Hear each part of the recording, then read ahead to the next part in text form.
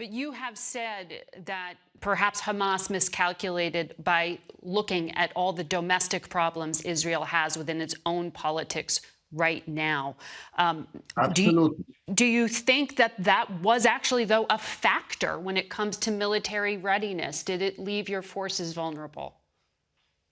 They may have, maybe they were under the impression that given the internal debate in Israel, that Israel is weakened so that they can provoke us. If they thought so, I think they're definitely mistaken.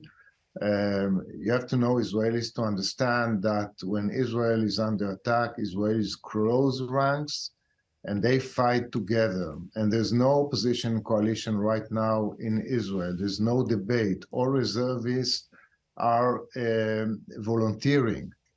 Our embassy is flooded with phone calls from people who want to go back to Israel and fight Hamas. So in that sense, I think it was a gross miscalculation on their part. But did it impact readiness? Because there were concerns of, your reservists having objections, political objections, and refusing to serve. It did not impact. No, it did not impact readiness. I think Israel is strong. As I said, Israelis are closing ranks right now, and we will fight back. Back in 2006, you had a soldier taken captive and held in Gaza. It took over 5 years to get him back. And Israel did so in exchange for 1,000 Palestinian prisoners. At what cost is Israel prepared to get these new hostages out?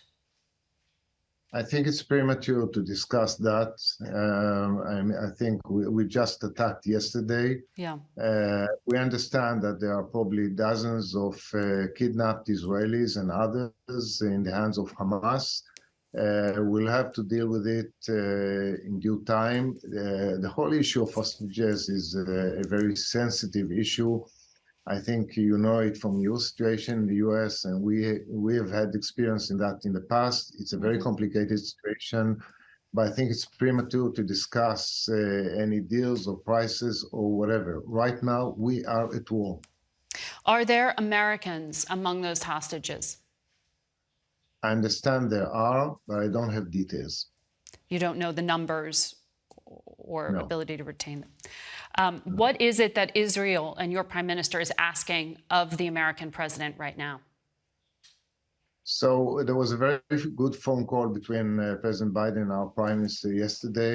The U.S. administration sounded a very strong voice of support for Israel, condemnation for the terror attack, and support for Israel's right to self-defense. We are in discussions with the administration about the situation and about our needs. I want to take the opportunity to thank the administration for the solid support of Israel in its right to self-defense. And before I let you go, how is Israel going to allow some of those Palestinian civilians who are trapped within Gaza to escape so that they aren't victims of these strikes? Well, the fact of the matter is that Hamas uses civilians as human shields. Yes. Unlike Israel, we use our weapons to defend our population. They use the population to hide their weapons behind them. So it's a very unfortunate situation. We cannot allow terrorist impunity just because they hide behind civilian population. We give the civilian population due notice and warnings before we strike any military target, and we'll continue to do so.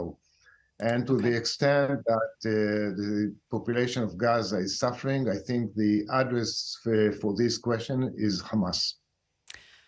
Ambassador, thank you for your time and our condolences once again.